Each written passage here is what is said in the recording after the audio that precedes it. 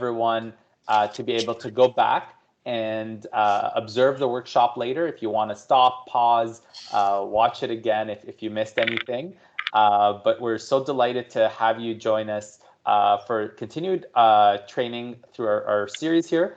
And I'm super excited to be introducing this workshop in partnership with First Robotics Canada, hosted by Annika, who will lead us through a virtual environment for Lego, and specifically through EV3. So I'm super excited about that. So to get started, just wanted to share with you a little bit about this series as a whole and our organization very quickly. And while we do so, also feel free to introduce yourself in the chat to let us know where you're joining from and your role in the classroom or as a support educator. So Logix Academy is a Canadian company based out of Markham, Ontario, and we work on kindergarten to 12 STEM robotics and coding education with 3 divisions in the company, focused on our education division supporting teachers, students, and districts and ministries of education in resources, curriculum, and training. Our academy supporting student programs in and out of the classroom and virtual, and of course our consumer products division focused on providing the solutions to home, both through retail partners and online. You may be familiar with some of our products and solutions for the classroom and for the home, ranging from early elementary all the way to secondary and makerspace, from Dash and Dot, Halo Code, MBOT, and to the 3D printer and laser cutter. And a lot of these solutions now have virtual environments, just like the one Annika will be sharing with us today.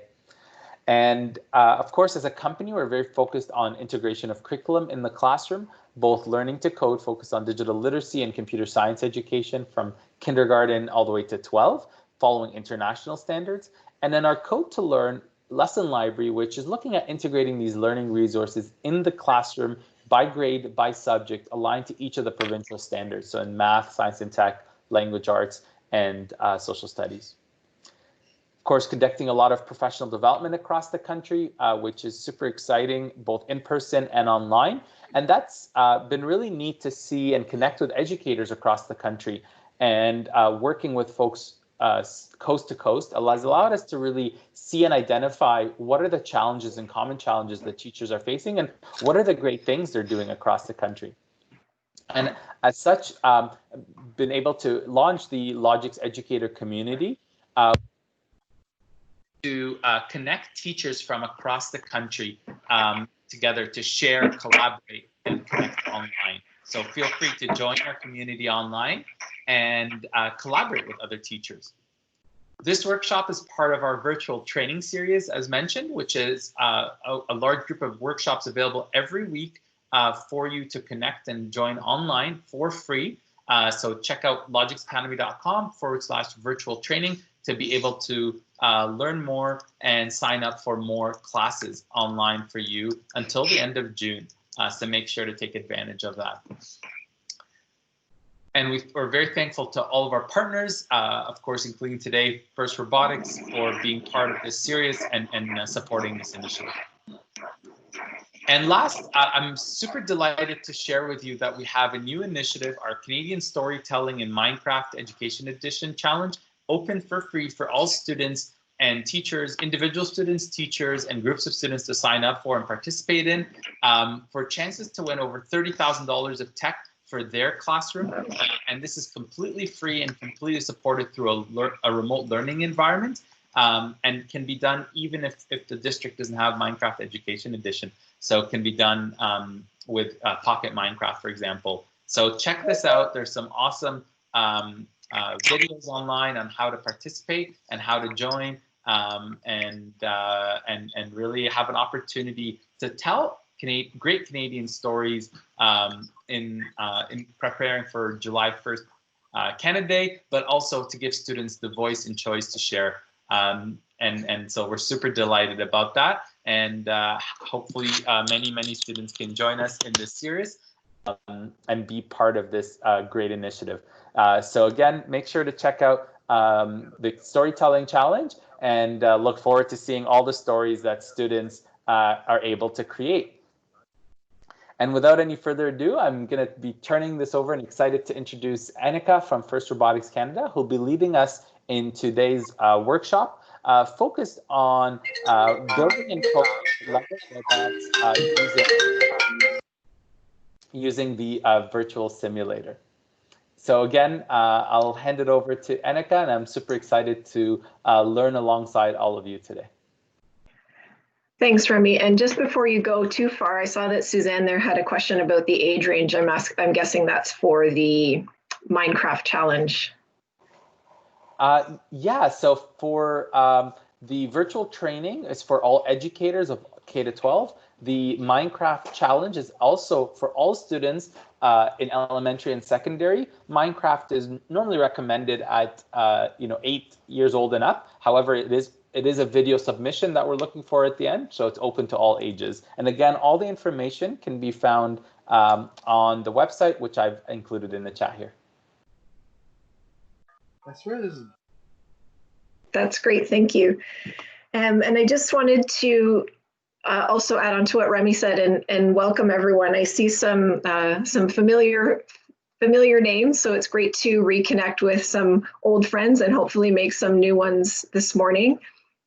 And I also want to thank Remy and Michelle and everyone from Logix Academy for including me and First Robotics Canada in this virtual training series.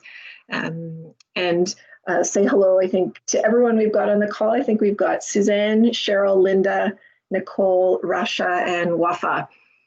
And I know that, as I was saying to Suzanne earlier, this is the end of a school year like no other. And so thank you for taking time to attend today's session at what I'm sure is a very busy time, both personally and professionally for you. And I would just love to start off by finding out from folks what it was about this session that made you decide to take that time out of your busy schedule to join us this morning. Was there something that appealed to you about it? And if so, if you don't mind sharing it at this Menti, if you go to www.menti.com, if you have a device, and you can enter the code 727363. And of course, you could always enter this in the chat, but this is a fun way to display the information and get some other, get a nice display of all of your ideas there. So I'll do one as an example just to get us going. I know we've got a small crew here today, so additionally, if you have any questions or comments, feel free to unmute yourself and just ask, or to drop your questions in the chat there.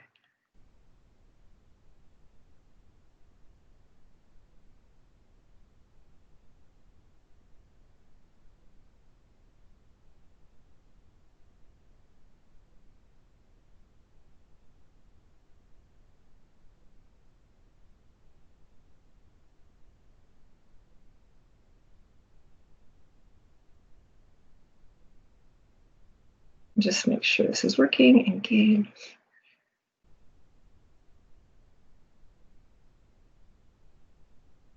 Okay, so it's working. Anyone else want to add some of their ideas there? What made you decide to register for today's session? And thanks to Remy for including that code in the chat, which you can hopefully see at the top of my screen, 727363. Yes. Agreed, Lego is fun, whether physical Lego, which is going to be interesting to disinfect, if that's something you decide to do, to use in your classrooms once we can gather again in large groups. But you can see from my answer, engage students virtually, that my Spanish keyboard is on. Yeah, it is a tough topic to teach virtually, especially if students don't have access to the physical equipment. And this tool does have its limitations as well, but I'm hoping that it gives you a way to, again, continue engaging students while you're not face-to-face. Okay, those are some great ideas, and hoping that after today's session, you see that this is a valuable tool for allowing you to do some of these things. Okay, let's put it there.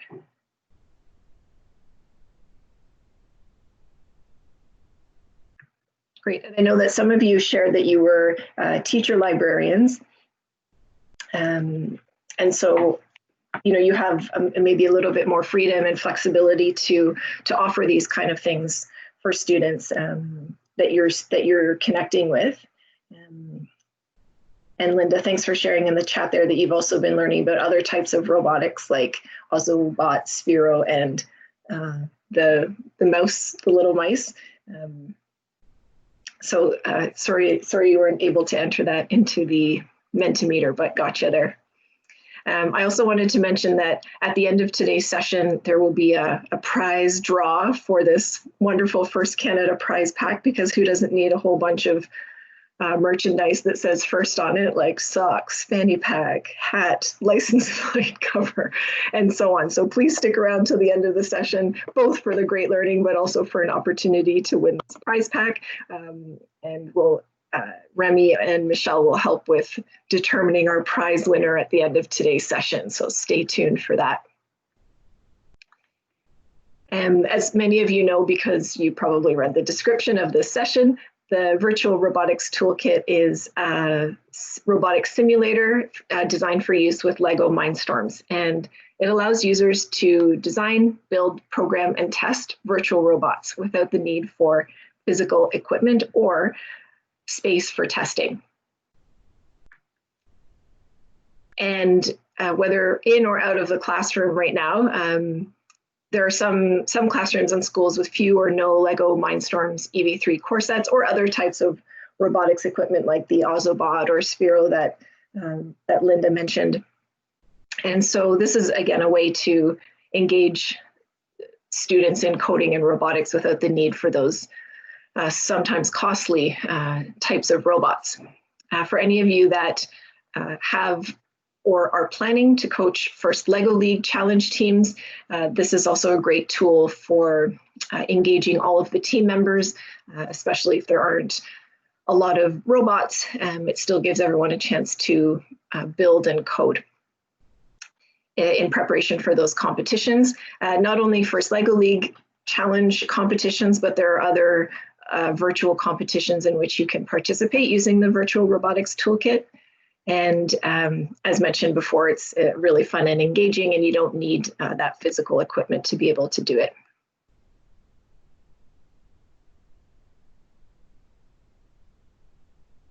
Awesome. Yes, I forgot to mention Dash and Dot, which of course is a favorite of Logix Academy and many teachers because of the ease of use, right? And they're cute. Okay, so many of you may have downloaded and installed the software shown here. All of these software are free for your use and also for use by all of your students. So following today's session, if this is something you'd like to share with your students, this is the information that they would need to be able to use the Virtual Robotics Toolkit and some of its companion software.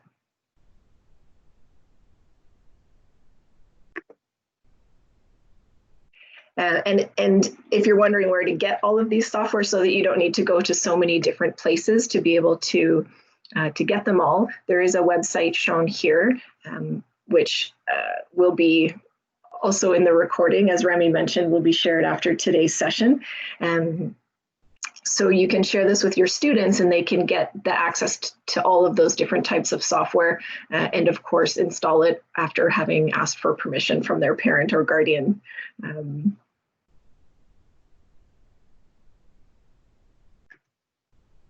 Okay, so just before we look at the look at the software, as I mentioned, there are different types of challenges in which the students can engage with their virtual robots, things like apartment cleanup, sumo, and a maze, along with those first LEGO League challenges that I mentioned as well. Okay, and of course, we need to be able to move our robots around in those environments. So I'm going to talk today about 3 different ways in which you can do that. One is using the keyboard keys. One is programming it using the LEGO Mindstorms EV3 software. And the other is using the MakeCode software, which is a lot like Scratch. And so will maybe look familiar to many of you when we get to that one. Just checking off to the side here to make sure we haven't got any questions or concerns so far, but hopefully you're excited to see how we can move the robot around in this virtual environment. So I'm just going to open up our virtual environment here. I learned from last session not to open it from my desktop because it takes a couple minutes to load and refresh. So we'll start straight with the environment open up. This is one of the many virtual environments available through the Virtual Robotics Toolkit. It's called the Cleanup Challenge because the goal is to clean up this platform by pushing the blocks that make up this tower off the edges without the robot falling off itself. And I see Rasha has a question about Python. For coding, you can code the physical LEGO Mindstorms EV3 robots using a version of Python. It's not yet compatible with the Virtual Robotics Toolkit, and something that I'll definitely pass along to the developers. It's a company called Cogmation who has developed this, and they're constantly welcoming feedback and trying to adapt this tool to be able to be even more powerful than it is already. Great question. So the first way we're going to move our robot is by using the keyboard keys. So in order to kind of start the simulation, I'm going to go up to the toolbar here and click on the play or start simulation button. And you'll notice that if I click on the W key, my robot will drive forward. If I click on the S key, it'll drive backwards. If I click on the A key, it will turn to the left. And if I click on the D key, it will turn to the right. Using other key combinations, I can also change my view. So not to make you dizzy or anything, but you can see that by different key combinations, which are explained in the user guide, which I'll share with you later, you can get different views of the platform. So I'll just stick with this one for now. And I'm going to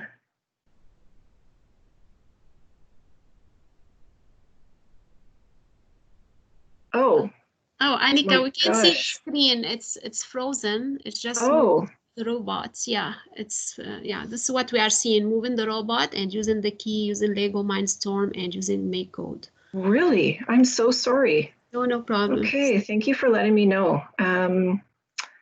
Let me fix that because I've been in there for a while. That's too bad. Okay, let me try something else quickly. Thanks for your patience.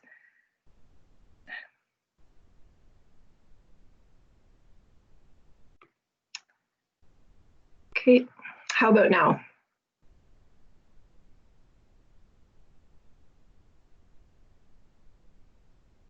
I'm able to see it now. Yes, we can see it now. Oh, I'm so grateful to you for speaking up. And I don't know for how long I was going on there without you being able to see what I could. So again, quick overview. Here's my different views that I was talking about, but that you couldn't see me making. Zooming in and out.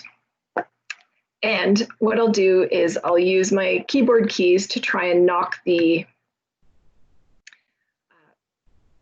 blocks off the platform, again, without myself falling off the platform. You can see that it's getting a bit stuck there, so I'm going to just keep pushing on there.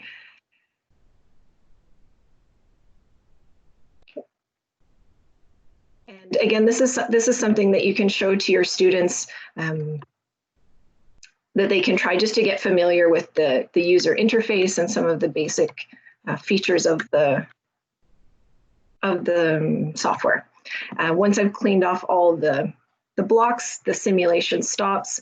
If I wanted to, I could see how long that took, which was, this has actually been running for 2 minutes while I've been blabbing, but it didn't take me that long to clear the tower. And then to reset the simulation, I can click on the Stop Simulation button.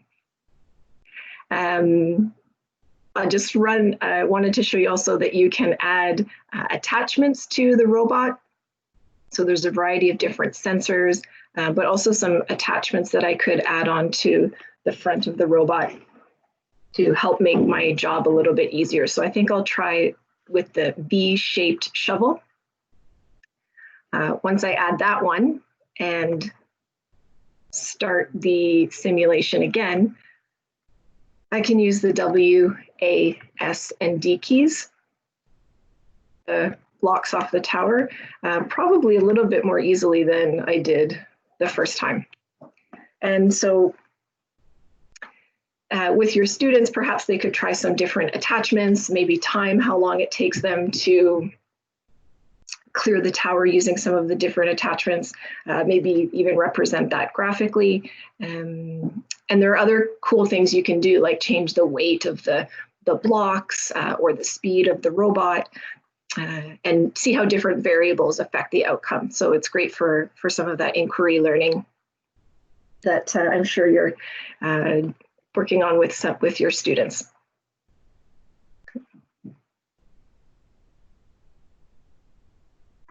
The next thing I'd love to show you is how you can code the robot to do the same type of thing. So instead of using the W, A, S, and D keys to drive the robot around manually, you can actually program it to move autonomously in the same environment.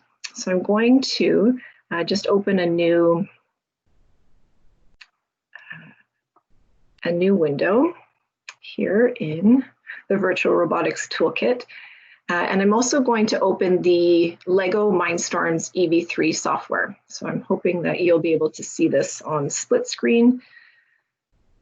And I'm nervous if anyone could mention in the chat or out loud that they can see both of those at the same time. Yes, so that Thanks, everyone. Thank you. Thank you, thank you. Great. Okay, so for any of you that haven't seen the, don't mind my cupboard.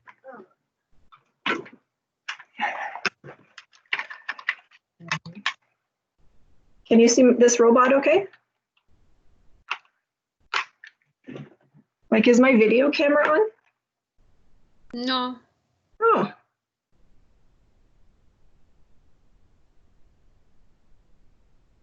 I've got it turned on. I was hoping to be able to show you like one of the physical robots, but I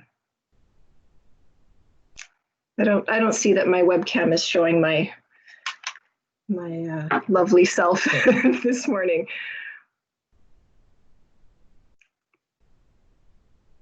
So instead, we'll take a look at the virtual one. For any of you that haven't seen a physical LEGO Mindstorms EV3 robot, there's this this piece called the brick, which is this rectangular gray and white piece, and it's like the brain of the robot, and it both sends out information to the motors and sensors and also collects information from there so that we can tell the robot what to do. So I'm going to create a simple program in the screen on the right that will tell the robot to do the same thing as I drove it to do using my keyboard keys, which was to drive forward a little ways, turn to the left so that it's facing the tower, and then drive forward even more to push the blocks off the platform. So to do that, in my window on the right, I'm going to go down to the bottom where you'll see some colored tabs, also known as palettes. And you'll notice that in each palette, there are different blocks that I can use to create programs. And starting with the first one, which is called the action palette, I'm going to grab a block called Move Tank. And when I pull it up into my programming canvas here, it comes out as with some default settings or default conditions, and I'm going to change them a little bit. The first one tells me how many, what kind of units the wheels are going to use to tell them how much to turn. So right now they're on for a certain number of rotations, and I'm going to maybe change the first one to 1.5. So that means the wheels will turn that many times to get forward until the robot's more in line with that platform. Then I'm going to add another move tank block. And in this next motion that I want the robot to do is for it to turn to the left. So I'm going to turn off the power, which is what these 50s represented. These represent how much power the wheels are getting. So how much power the motors are getting. And so if I turn one off, that means that that wheel won't move at all, and we'll get the sort of a swing or a pivot turn. And the one here represents how many times the motors are going to rotate. And not how many times the robot will rotate. So that's something that students sometimes get mixed up. And so to make my robot turn around 90 degrees, I'm going to try and make the wheel that does get power turn 0.6 times. And then I'm going to add one more block. And this is the one that's going to make the robot drive forward far enough to push the blocks off the platform. So it needs to go a little bit farther. I'm going to try 5. Now, how do I get the robot to actually do this program? Well, I have to connect it. So down in the bottom right of my programming environment, you see that there's a rectangle here in which it says EV3 Educator Vehicle. And I've connected it by clicking on this square. And so now if I download by clicking on this download button, it should, that sound means that it sent the program over to the robot. Then what I can do is find that program in the file manager by clicking on these brick buttons. I go to the second tab, use the middle brick button to select the Logix Virtual Training Series folder where this program is stored. And then I'm going to click down to the program called Drive Turn, because that's what I've named this program. Lastly, I'll click the middle brick button to make it go. And let's see if it actually does what we want. Okay. Yeah, so not so much. So does anyone have any advice? What could I change here? What conditions would I need to change to make it not drive so far before it turns, turn a little bit more than it did before? And I'm going to, oh, okay, thanks, Cheryl. I'm going to change this first 1.5 to a 1.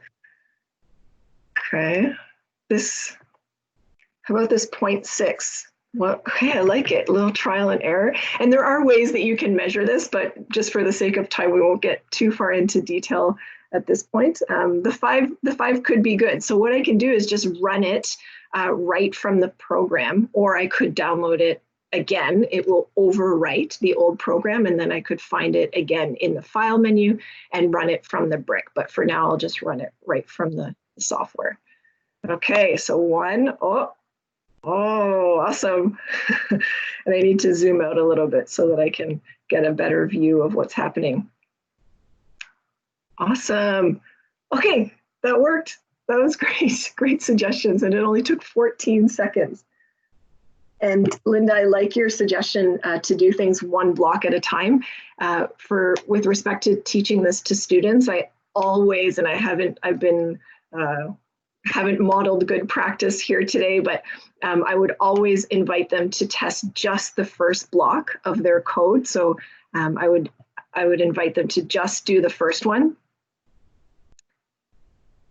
test it, see if it lines up, stop the simulator and reset, add on that second block, see if that performs in the way that I want, And if so, continue to add on once you're happy with the first few, right? That's a very good point. And sorry I did not model that for everyone, but a great tip for when you're working with students so that they're not having to go back and try and figure out where and which ones need to be modified. Not sure what happened there. But as you can see, the simulator also has some built-in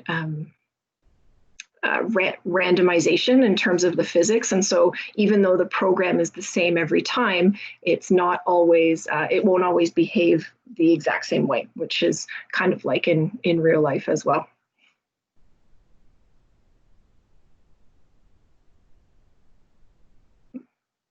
And Wafa, I'm not sure what you mean about not resetting. Oh, I didn't reset. That's your why it's screwed up.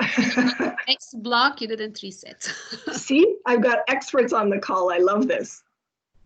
And these are the kind of troubleshooting that you'll be doing with students. And I know, Wafa, that you've done lots of work with your classes using robotics. So you'll have seen students do this many times, themselves. So thank you so much. You're welcome. I also wanted to show you one more program. I'm not sure if all of you have had a chance to use the Lego Mindstorms EV3 software, but just wanted to show you one program that's just to show you that you can get a little bit more complex with the type of programs that you can create. So the one that I've got shown here, I'll just pull it out a tiny bit more, is a program that's designed to actually use some of the sensors that are attached to the robots. It uses both the distance sensor or the ultrasonic sensor, which is attached to the front, of the robot. It's these two little, what look like little eyeballs, wait for it, here on the front of the robot. And it also uses the color sensors that are attached to the front here as well. And so what this program does is it actually sweeps around and it looks for an obstacle. Once it sees one, it will drive towards it, and it'll keep driving until the color sensors at the front of the robot detect this sort of silver or white border of the platform, and that will tell it to stop driving so that it doesn't drive off the edge, and instead back up and do another sweep and repeat that process again, looking for any other blocks that haven't fallen off the platform. So let's, I'll just run this one quickly to show you how that works. Using my keyboard to adjust my view just the way I like it. And okay, let's try this one.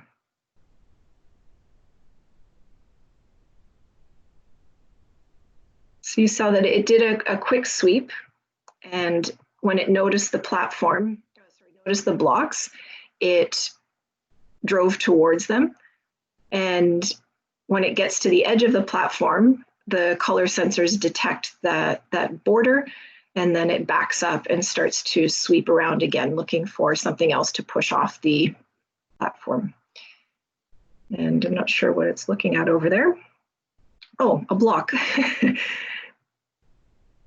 blue one is there, and I don't know if it's going to get it because the color sensors keep detecting the border before it can actually get to that block to push it off. So again, if this is a program that your students had created, I'm sure that all of you have some awesome suggestions about what you would do, how you would might recommend that they improve their program so that it didn't get stuck in this situation. And just while you're thinking about some cool ideas, which you do or don't need to share with me, I see that Nicole has a question about the compatibility with Chromebooks. So unfortunately, it is not compatible with Chrome. I mean, the Lego Mindstorm EV3 software is compatible with Chromebooks. You can use that to program physical Lego Mindstorms EV3 robots, but not the Virtual Robotics Toolkit, unfortunately. I'm just going to stop this simulation because I have a feeling it's not going to stop on its own. But let's see, Linda suggests maybe knocking down the tower initially with, oh yes, so increasing the force or the speed with which I drive into the tower, maybe adding like some kind of arm to the front so that it can, you know, push off the things in front of it. I love these suggestions. So you could both change the programming and the performance, but also physically change the structure of the robot as well. Awesome suggestions. Okay, so I'd love to just show you quickly the last one of the final ways I mentioned that we can make this robot move. But I'm going to just need a moment to change the view here so that we can program our robot to move using make code. And again, the make code can be used to program the physical robots as well. But I am going to, yeah, I'm just going to, I'm not sure if you can see up in the right-hand corner of my screen, it says advanced view. There are two different views that you can use when you're in the Virtual Robotics Toolkit, one of which is simpler, and I need to be in that simple view to be able to use the make code. So I'm going to just take a moment to switch into that view, and I did that by clicking on F12, just for future reference if you need to switch from one to the other. And then to get make code, I have to start off by entering into this sort of interesting view. It has an option to interact with a learning management software over on the right, but we're not going to do that today. I just need to get into this view, and then I'm going to click on F8. I know you saw like a little switcheroo happening there, in which make code magically opened instead of the LEGO Mindstorms EV3 software. And then I'm going to switch into this split view here. Okay, great. And so now I have the make code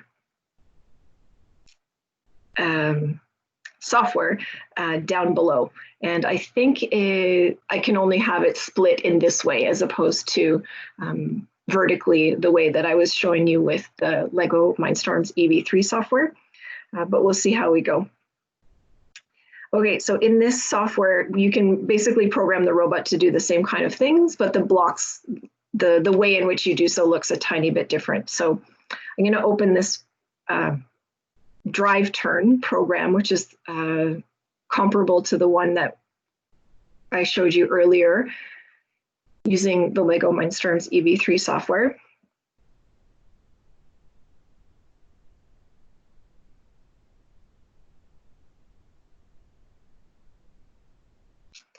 And for those of you, well, I know many of you from the work that we've done together in past years have used Scratch with hardware like the Lego WeDo software.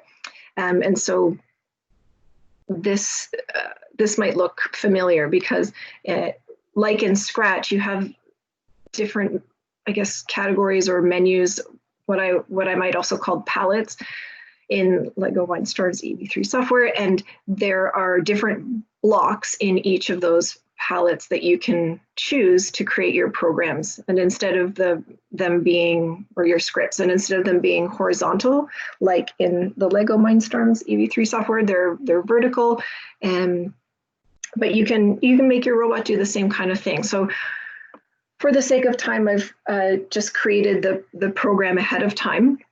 And so when I click start, the two motors that are connected to the EV3 brick will both travel forward. I think we changed our values, right? From 1.5 to 1 and from 0.6 to 1.2. And we'll leave that one. And of course, I would test these one at a time, as Linda suggested, but we'll run the whole thing and see how it goes. Okay. So it's sending it to the brick. Oh, okay. That looked different from before. Okay, let's stop it. I'm going to change this back and see if that makes a difference to 0.6. My apologies. let's see if it behaves any differently, because to me it looked like it did a full turn there when we had the number of rotations at 1.2. I'm not sure why that's different from in our previous simulation.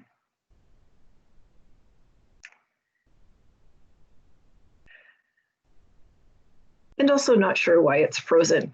But since you saw it move once, I hope you'll trust that this is this is another way in which you can get your robot moving in these virtual environments.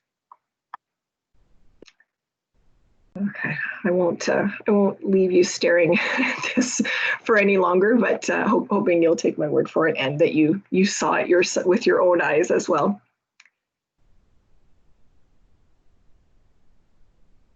Okay, so let's come out of the Virtual Robotics Toolkit and check out where we are in our session today. We've got about 15 minutes left, which is great, because I also wanted to mention another really powerful aspect of this tool, which is that you can actually build robots, virtual robots, using virtual Lego pieces from a library in the Lego Digital Designer software. And if you don't want to build one from scratch, you can also import existing models and then modify them using those virtual Lego pieces, as I mentioned. And then you can actually bring that robot into the virtual environment to test it out and see how it works. And so I think I will quickly open the Lego Digital Designer so you can see what that looks like. I hope this opens quickly. And welcome to Mr. John, who's just joined us.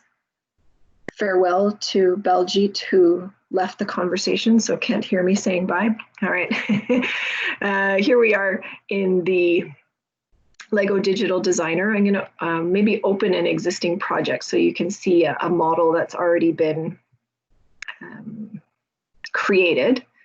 And just I'll show you quickly how you can modify the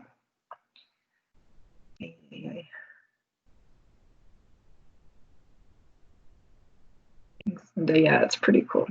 I'll open the vacuum cleaner bot. And you can make anything really out of Lego in the in the Lego Digital Designer. So this is a robot that's used in one of the other challenges. Oops, come on. It's used in one of the other challenges, and you can rotate your view, you can take pieces off, you can put pieces on from this big library.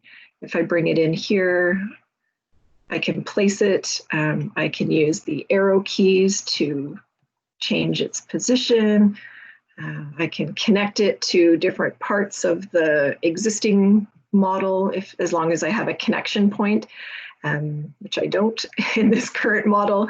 But again, this one on its own takes a little while to become familiar with the different interface and capabilities, but definitely a challenge for any students that want to either build something like this from scratch or to modify an existing model to suit their needs. Like, as one of you mentioned earlier, adding an arm to the front of the robot. They could actually do that here and then import it back into the Virtual Robotics Toolkit. Yeah, you can make an all green robot, whatever you like. The other cool thing is that you can create a building guide for the robot. So if one of your students created a robot and they wanted to challenge another of their classmates to actually build that robot, they could provide them with the build instructions, which are shown, hopefully you can see here. So it tells you what pieces you need and how to connect them together, which is another really cool feature of the Lego Digital Designer. The import process is something that you would need to do in what I mentioned earlier was that advanced mode or advanced view. But there is a, pardon me, an import robot option there. And then I've included links to some tutorials that show you how to do that, because again, it's a little bit more of an involved process than we have time for this morning. Okay.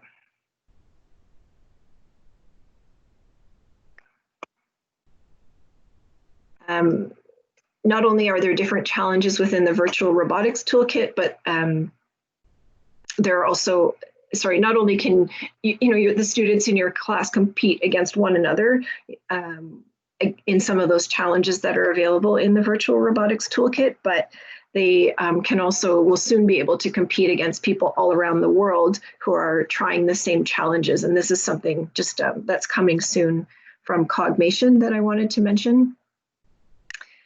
Also, if you aren't really sure where to get started with your students, if this is something you'd like them to try, there are a couple of different courses that have a little bit more scaffolding in terms of what to do first and how to familiarize them with the different programming techniques, and also even just using the Virtual Robotics Toolkit interface. And so you can get that free course at the link shown here. And this is, this is where it's by an organization called Robots Got Talents, and the course is called STEM Hero. And this is where you can register to actually access the course content, and you also get this handy dandy introductory guide that's a PDF, and it's really useful too as a supplementary resource. And speaking of resources, there are a few more listed here. This link here takes you to a YouTube channel made by a young person from whom I've learned almost everything I need to know about LEGO Mindstorms EV3 and the Virtual Robotics Toolkit. I guess his YouTube name is BuilderDude35, but this is super comprehensive in terms of learning everything you need to know about using the Virtual Robotics Toolkit that you may not have learned today. There are also some learning activities here that you may find useful with your students, mainly because you don't need to code your robots to do that. And I get that you might wonder, why would I want to use this tool if I'm not going to be teaching coding? It's kind of a way to introduce them to the Virtual Robotics Toolkit without that added level of complexity. So in these activities, the students just drive the robot using the keyboard keys, but there's also some great curriculum connections in math and science, depending on which activity you try. So for example, I'm just scrolling down here, there's one called Have a Heart. And in this activity, the students imagine that their robot represents a blood cell and that they need to navigate the circulatory system by driving their robot through the maze. And they also compare the heart rate, let's call it, of this maze with their own heart rate, so they can do some data management and some measurement as well. There's some geometry connections because you can actually add a pen feature to this robot and trace or draw different geometric shapes. And you can also, I'm not sure if you can see in activity 8, but there's a very faint grid that's been laid down on the floor. And so if you wanted to do any activities related to the Cartesian plane or coordinates, that's an option as well. There you can hopefully see it in activity 10 as well, the robot vacuum, the grid laid down there on the floor. Okay, and there are a few other tutorials there, both the Cogmation videos and user guide as well, and then the link to that STEM Hero course, just to see how you can scaffold the learning for your students if that's something that's of interest to you. Okay, so we'll try one more go at the Menti. Let me just open it really quickly because I haven't got it. We'll escape from this one. Thank you to those of you who have added in some more ideas there. I'll check those out shortly. I don't want to do that. Let me open up this next one. So my question is, how likely are you to A, try this software yourself, or B, recommend this software to others, or both? And you don't need to be kind. It's okay if after today you think, maybe not right now. But if you'd like to share your plans, please try visiting again, www.menti.com, and try the code 777906 and see if you can get your responses in there. I'll try it as well. I know I am going to continue to try this software myself. And I am also going to continue to recommend it to others and hope you will too, because it's free and it can be a pretty powerful and fun tool. And Rasha, I will show the resources page again, but I think after today's session, Remy will be sharing the recording with you, so you may just need to sort of scroll forward through the recording and maybe pause at that specific link. Pause at that specific slide to grab the links. Okay, great to see that many of you will likely try this yourselves and or recommend it to others.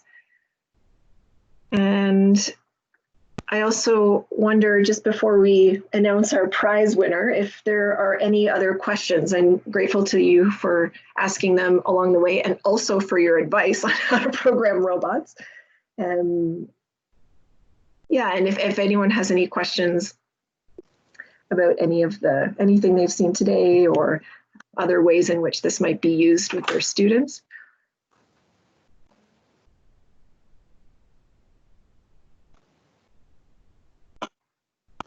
Well, while we're getting questions in the chat, I want to take a few moments to thank Annika for her time in leading us and teaching us and sharing these wonderful resources that are available for us for free to work with our students on.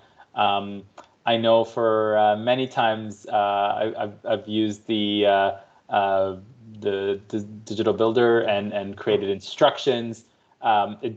It does take a lot of patience, but it is really cool what students and individuals can do once you can design yourself with Lego. The more you are familiar with Lego as a whole, not necessarily EV3, the easier the process becomes. It's like every other tool. The more you use it, the more comfortable you are at it, the easier it becomes. So again, I'd like to take this time to thank Annika for her time, dedication, and providing us with these resources. And of course, to First Robotics Canada for supporting this session, this workshop, and continue to partner with Logix to provide resources and training for teachers. And this awesome prize. I'm not gonna lie, I'm a bit jealous. I kind of want those First Robotics socks. I don't have a pair myself, but I can't win, so that's okay. You can. But I will. We've done a random ID generator based on registration, and only of those who attended. So I'm excited to announce today's prize winner is Rasha Nasri. Rasha Nasri, congratulations! You are the prize winner for today for this workshop, and Annika will be connecting with you to get this prize pack. So again, I want to take a moment to thank Annika, to thank First Robotics, and all of our partners in this series. And I look forward to having all of you on future sessions or workshops. I've put in the links with regards to the virtual training series, the Canadian Storytelling Minecraft Challenge, as well as the link to the recordings. So that's a playlist on our YouTube channel. Of course, today's recording is not up yet, but it will be by the end of the day, and you can search all the different sessions and recordings there. All right, so I hope you had a wonderful time learning in today's workshop, It is 12:29 p.m. Eastern, so we're right on time, but we'll turn the floor to any questions folks may have. Otherwise, I wish you a wonderful afternoon, and we look forward to having another session. Thanks, Remy.